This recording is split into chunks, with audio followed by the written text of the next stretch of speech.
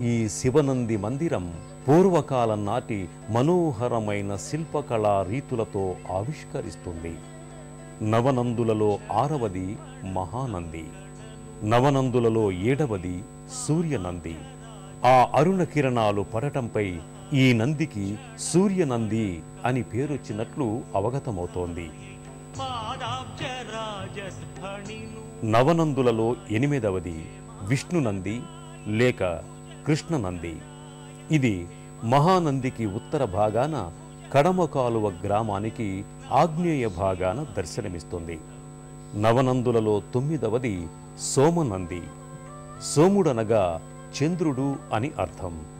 ఇది నంద్యాల పట్టణానికి తూర్పు ద్వారాన దర్శనమిస్తుంది. పూర్వం సోముడు ఈశ్వరుని గురించి తపస్సు చేసి ఈశ్వరానుగ్రహానికి పాత్రుడయ్యాడని పురాణాల ద్వారా అవగతమవుతోంది.